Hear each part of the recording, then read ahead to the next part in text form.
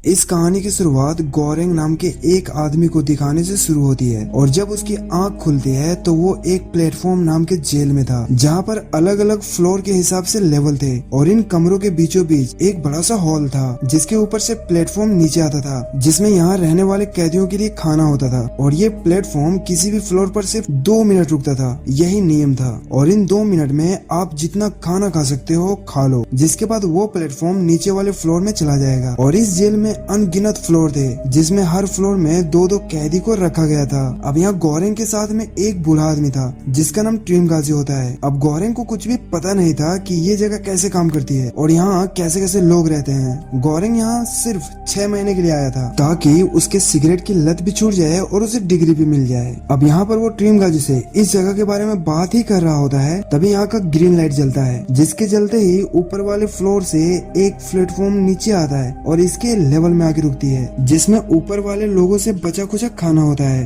अब जैसे ही प्लेटफॉर्म यहाँ पे आके रुकती है ट्रिम गाजी एक भूखे कुत्ते की तरह खाना खाने लगता है, लेकिन गौरेंग को ये सब बचा खुचा खाना देखकर उसे घिन आती है इसीलिए वो ये खाना नहीं खाता है। लेकिन तभी वो यहाँ पर एक सेव देखता है और वो उसे बाद में खाने के लिए अपने जेब में रख लेता है। अब 2 मिनट पूरा होने के बाद जब वो प्लेटफॉर्म नीचे जाने लगता है तो ट्रिम गाजी खा पीकर उसी में थूक देता है और गौरेंग से कहता है कि हैरान मत हो, ऊपर वाले लोग भी ऐसा ही करते हैं। और प्लेटफॉर्म के नीचे जाते ही इस रूम का टेम्परेचर अचानक से बढ़ने लगता है तो ट्रिम गाजी उससे कहता है कि जब तक तुम उस सेव को नीचे नहीं फेंकोगे तब तक इस रूम का टेम्परेचर ऑटोमेटिक बढ़ता रहेगा, क्योंकि वो लोग प्लेटफॉर्म से कोई भी चीज बाद में खाने के लिए अपने पास नहीं रख सकता और अगर उसने ऐसा किया तो रूम का टेम्परेचर तब तक बढ़ता रहेगा जब तक वो दोनों लोग मर न जाए। इसीलिए वो सारे लोग प्लेटफॉर्म जब उसके लेवल पर आता है तो जितना खाना खाना हो उसी समय खा सकते हो। अब यहाँ गौरेंग उसे अपने बारे में बताता है। वो कहता है कि वो यहाँ पर अपनी मर्जी से आया है ताकि उसे 6 महीने के बाद यहाँ से एक डिग्री मिलेगी और यहाँ रहने के बाद उसके सिगरेट का लत भी छूट जाएगी।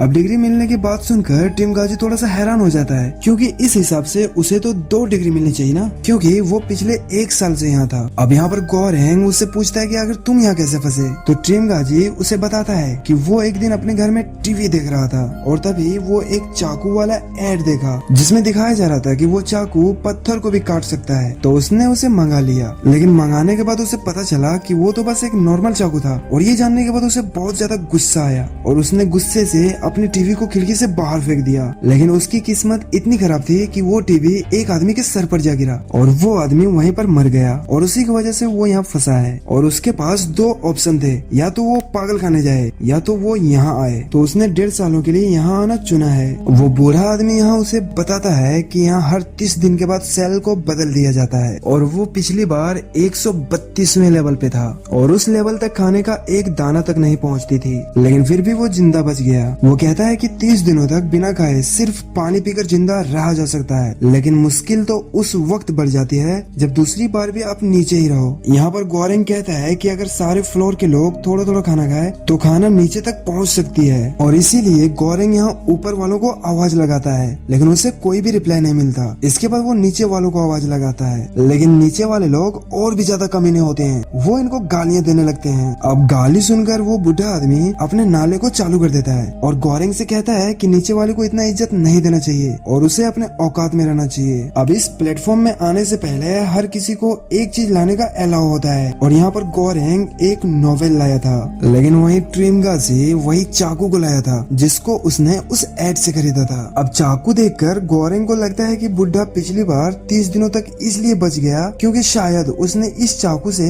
अपने साथ वाले को ही मारकर खा लिया होगा। वैसे भी वो बुढ़ा किसी साइको की तरह ही दिखता था। अब यहाँ ये दोनों बातें कर ही रहे थे तभी ऊपर से एक आदमी नीचे गिरकर मर जाता है। अब ये देखकर गौरेंग एकदम से हैरान हो जाता है क्योंकि उसको इसकी उम्मीद नहीं थी और तभी ट्रिम गाजी उससे कहता है कि हैरान होने वाली कोई बात नहीं, ये तो यहाँ आए दिन होते रहता है। और अब यहाँ इसी तरह दिन गुजरने लगते हैं और धीरे धीरे गौरेंग भी उसी तरह खाने लगता है और यहाँ इन दोनों की धीरे धीरे दोस्ती होने लगती है। अब एक दिन हम देखते हैं कि उसी प्लेटफॉर्म में बैठकर एक मिहारू नाम की लड़की नीचे आती है जिसकी हालत बिल्कुल भी ठीक नहीं होती और वो काफी जख्मी लग रही थी। अब यहाँ पर गौरेंग उसकी हेल्प करने के लिए सोचता है और तभी ट्रिम गाजी कहता है कि वो लड़की पागल है, इसीलिए अच्छा होगा कि उसे मत ही छेड़ो। ये लड़की हर महीने अपने बेटे को ढूंढने प्लेटफॉर्म में बैठकर नीचे आती है और अपने साथ वाले को मार देती है ताकि वो किसी महीने शायद अपने बेटे वाले सेल में आ जाए। अब 2 मिनट पूरा होने के बाद प्लेटफॉर्म नीचे जाने लगती है। अब जैसे ही प्लेटफॉर्म नीचे के लेवल पर पहुंचती है, वहाँ के लोग मिहारू पर टूट पड़ते हैं और वो लोग उसे मारने लगते हैं। वहीं ऊपर गोरेंग उन्हें ऐसा करते देख उस पर चिल्लाने लगता है और तभी गोरेंग देखता है कि मिहारू अकेले ही उन दोनों का काम तमाम कर देती है और फिर वो उस प्लेटफॉर्म में बैठकर नीचे जाने लगती है। और अब धीरे धीरे गोरेंग भी यहाँ के इस माहौल में ढलने लगा था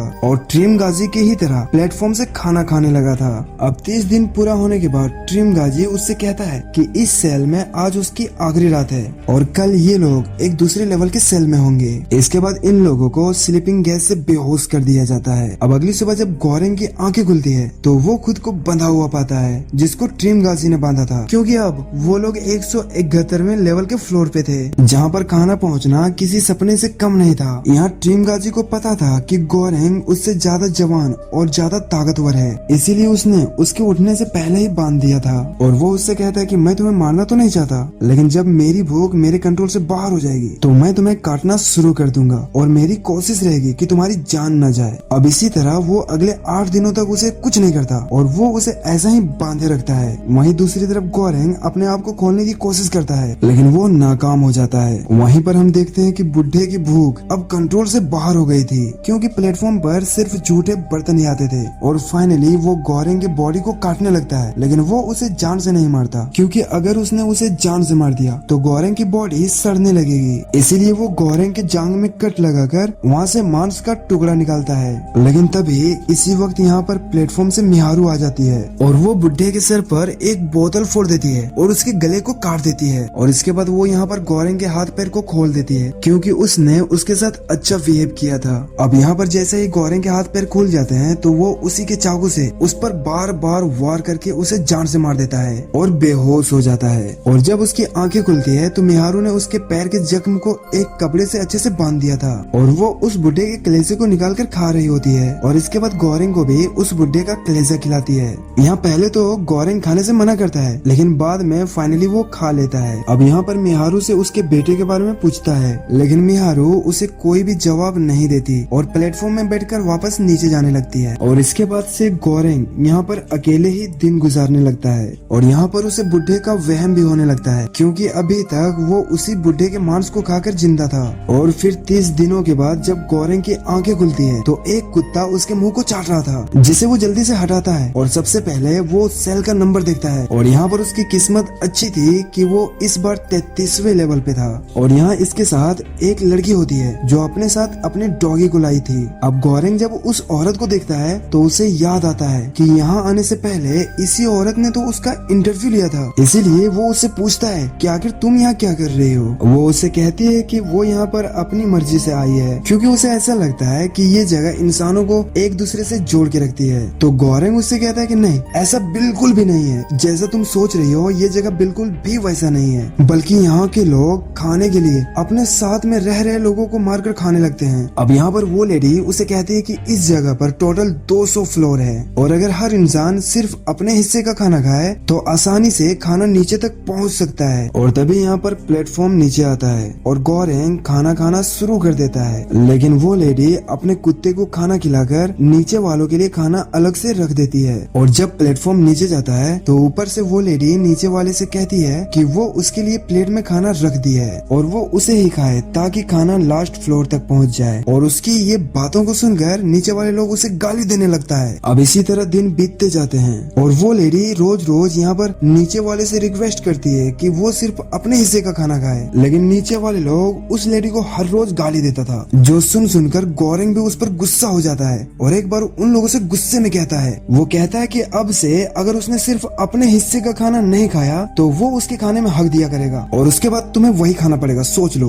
अब ये धमकी सुनने के बाद नीचे वाले लोग थोड़ा शांत होते हैं। अब गोरेंग उनसे कहता है कि ये बात तुम अपने नीचे वाले को भी बता देना। अब इसी तरह यहाँ पे 15 दिन बीत जाते हैं। अब अगले दिन हम प्लेटफॉर्म में मिहारू को बेहोश पड़े देखते हैं। अब उसे देखकर गोरेंग उसे उठाकर अपने बिस्तर पर लिटा देता है और जैसे ही वो प्लेटफॉर्म यहाँ से नीचे जाता है इस रूम का टेम्परेचर अचानक से गिरने लगता है, क्योंकि उस लेडी के कुत्ते ने उस प्लेटफॉर्म से एक चिकन का लेग पीस उठा लिया था। अब गोरेंग उस कुत्ते से किसी तरह लेग पीस को छीनता है और उसे नीचे फेंक देता है, जिसके बाद इसके रूम का टेम्परेचर नॉर्मल हो जाता है। इसके बाद अगले दिन मिहारू ठीक होकर प्लेटफॉर्म में बैठकर नीचे जाने लगती है। अब यहाँ पर गोरेंग उस उस लेडी को मिहारू के बारे में बताता है और बताता है कि वो अपने बेटे को ढूंढते ढूंढते पागल हो गई है। उसका बेटा इसी जेल में है, जिसके लिए वो हर रोज इसी तरह प्लेटफॉर्म में बैठकर नीचे जाती है। अब यहाँ पर वो लेडी उसे बताती है कि इस जेल में 16 साल से कम उम्र की कोई भी लोग नहीं है और मिहारू का यहाँ कोई बेटा नहीं है, क्योंकि 10 महीने पहले उसी ने उसका इंटरव्यू लिया था। वो यहाँ मिहारू के बारे में बताती है। वो कहती है कि ना ही उसके माँ बाप है और ना ही उसके बच्चे।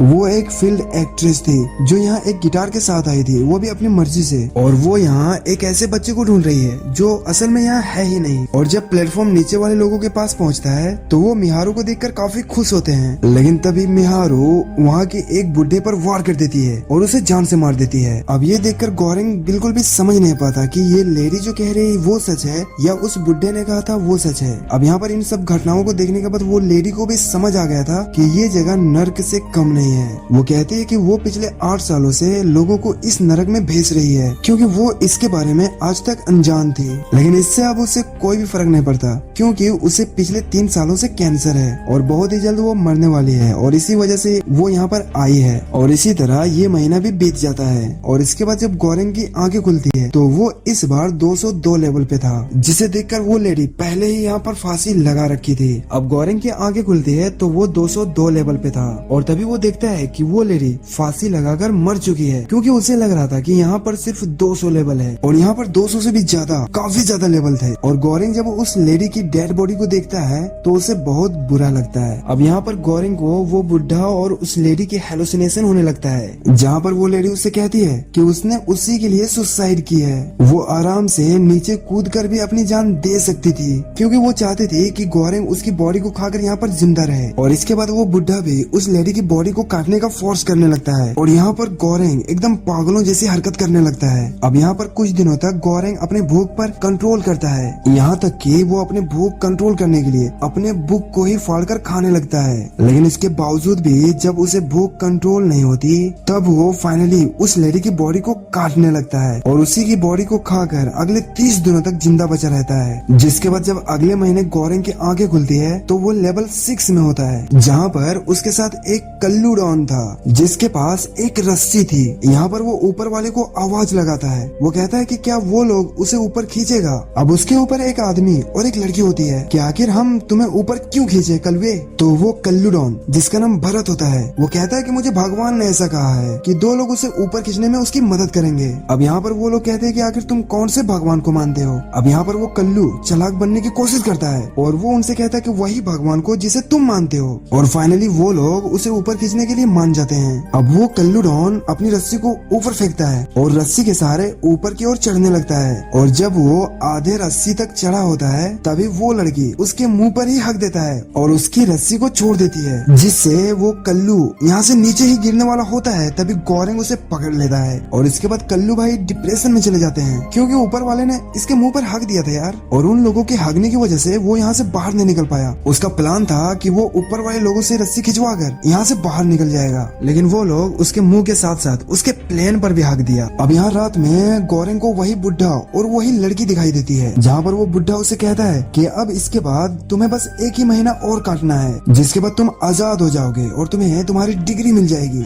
लेकिन वहीं वो लेडी उससे कहती है कि बदलाव कभी अपने आप नहीं होता, जिसकी बातें सुनकर गोरेंग इस प्लेटफॉर्म के नियम को बदलने की सोचता है। इसीलिए वो कल्लू भाई से कहता है कि वो उसे नीचे जाने में उसकी मदद करे और अगर वो आखिरी लेवल तक पहुंच जाए तो वो प्लेटफॉर्म में बैठकर यहाँ से बाहर निकल जाएंगे, क्योंकि यहाँ का प्लेटफॉर्म आखिरी फ्लोर जाने के बाद गोली की रफ्तार से ऊपर आता था। अब यहाँ पर कल्लू भाई कहता है कि हमें ये भी तो नहीं पता कि यहाँ पर कितने सारे फ्लोर्स हैं और नीचे वैसे भी दरिंदे रहते हैं जो भूख की वजह से वो उन्हीं को मार के खा जाएंगे। और तब गोरेंग उससे कहता है कि वो पिछली बार 202 लेवल पर था और उस हिसाब से उसे लगता है कि यहाँ पर 250 लेवल है और वो लोग अगर आखिरी लेवल तक खाना पहुँचा देंगे तो वो लोग बच जाएंगे और फिर यहाँ से निकलकर एडमिनिस्ट्रेशन को यहाँ के हालात बताएंगे। और फाइनली कल्लू भाई यहाँ उसकी बात को मान जाता है। अब यहाँ पर वो दोनों लोग अपने बेड को तोड़कर उसका पाइप निकाल लेता है और प्लेटफॉर्म के साथ नीचे जाने लगता है। अब यहाँ पर ये लोग जिन्होंने पिछले दिन खाना खाया था उन्हें खाना नहीं देते, क्योंकि इन्हें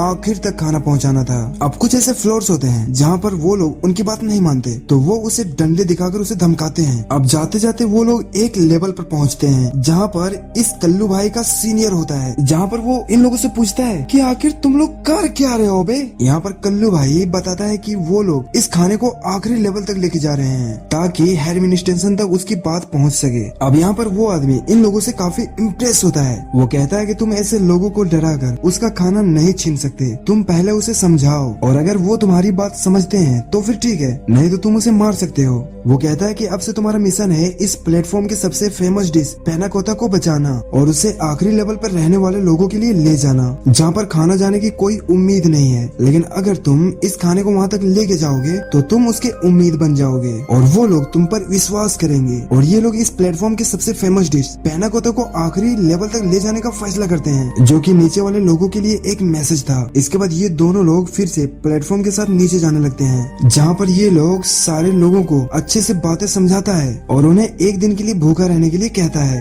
लेकिन वो लोग इसकी बातें नहीं मानते और वो यहाँ खाना खाने लगते हैं और तब ये लोग उसके सर में वार करके उसके सर को फोड़ देते हैं और फिर नीचे जाने लगते हैं और फिर 50वें लेवल जाने के बाद ये लोगों को खाना देना शुरू करते हैं जिन्हें की खाने की कोई उम्मीद नहीं थी। और जब ये लोग एक और लेवल नीचे आते हैं जहाँ पर एक बूढ़ा आदमी बीमार होता है और जब ये लोग उस बूढ़े आदमी को खाना खिलाने जाते हैं तो उसके साथ में रह रहा लड़का उनसे कहता है कि ये बुढ़ा तो 1-2 दिन में मरने वाला है और मरने के बाद मैं इसके पेट को फाड़कर उस खाने को खा लूंगा, जिससे यहाँ इन लोगों को नीचे वाले लोगों की मेंटेलिटी पता चलती है कि वो किस तरह के इंसान है। इसीलिए अब ये लोग होशियारी से आगे बढ़ते हैं, जहाँ पर लोग नीचे भूख की वजह से मरे पड़े थे, किसी ने खुद को मार लिया है और किसी ने अपने ही पार्टनर को मारकर खा रहा है। और जब ये लोग कुछ और नीचे जाते हैं तो वो देखते हैं कि यहाँ पर 2 दरिंदे मिहारू को पकड़कर उसे काटने की कोशिश कर रहे थे। अब ये देखकर गोरेंग और कलुआ उससे लड़ने लगता है, लेकिन यहाँ उनमें से एक के पास तलवार होती है जिससे वो कल्लू भाई के पेट पर कट लगा देता है, लेकिन फिर भी कल्लू भाई हिम्मत करता है और उसे जान से मार देता है और फिर उसी के तलवार से उसके साथी के गर्दन को उड़ा देता है और तभी वो मिहारू को देखते हैं जो यहाँ पर मर गई होती है। इसके बाद ये दोनों फिर से प्लेटफॉर्म में बैठकर नीचे जाने लगते हैं और अब इन दोनों की हालत भी बहुत खराब थी और फिर इसी तरह ये लोग 333वें लेवल पर पहुँचते हैं, जहाँ पर ये लोग एक छोटी सी बच्ची को देखते हैं। अब यहाँ पर गोरेंग को लगता है कि शायद यही मिहारू की बेटी है। अब यहाँ पर वो लड़की भूख के कारण इनके हाथ में वो डिश देखती है। अब यहाँ पर गोरेंग कल्लू से कहता है कि उस फेमस डिश को इस लड़की को दे दो,